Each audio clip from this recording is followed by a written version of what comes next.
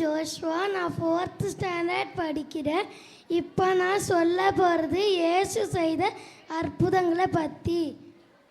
யவிருவின் மகளை உயிர்ப்பித்தல், நாயினூர் விதவையின் மகனை உயிர்ப்பித்தல்.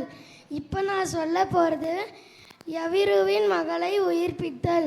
யவிருங்கிற ஒரு பாஸ்டரோட பொண்ணு படுத்த படுக்கையாக மறுத்து போய் இருக்கும் போது நம்ம ஏசப்பாட்ட உதவி கேட்கலான்னு சொல்லி போகிறாங்க. அப்போது இந்த பாஸ்டர் எல்லாம் நடந்த விஷயத்தையும் சொன்னதுக்கப்புறம் சரி நான் உனக்கு உதவி செய்ய வரேன் அப்படின்னு சொல்லி போகிறாங்க. அப்போ அங்கே பார்க்கும்போது எல்லாரும் அழுதுகிட்டு இருந்தாங்க. அப்புறமா அந்த ஏசப்பா சொல்கிறாங்க அவள் மறுத்து போல் தூங்கிட்டு இருக்கான்னு. அப்புறமா எல்லாரும் சிரிக்க ஆரம்பித்தாங்க. அதுக்கப்புறம் எல்லாரையும் வெளில போன சொல்லிட்டு எல்லோரும் வெளில போனதுக்கப்புறம் அந்த பொண்ணோட கையை பிடிச்சி தலிப் தாகுமே அப்படின்னு சொன்னோன்னே அந்த பொண்ணுக்கு திரும்ப உயிர் வந்து திரும்ப எழுந்துட்டா. நாயினூருங்கிற ஒரு ஊரில் ஒரு ஸ்திரீ இருந்தாங்க. அந்த ஸ்திரீக்கு கணவரும் இல்லை, யாரும் இல்லை, ஒரே ஒரு மகன் மட்டும்தான் இருந்தான்.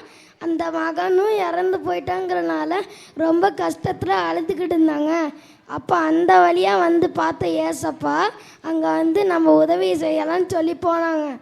அப்போ வந்து அந்த ஸ்திரீ மகனோட கையை பிடிச்சி மகனே நீ எழுந்துரு அப்படின்னு சொன்னாங்களாம். அதுக்கப்புறம் அந்த ஸ்திரீயோட மகனுக்கு திரும்ப உயிர் வந்து அவனுக்கு திரும்ப உயிர் வந்து எந்திரிச்சிட்டானா. தேங்க்யூ.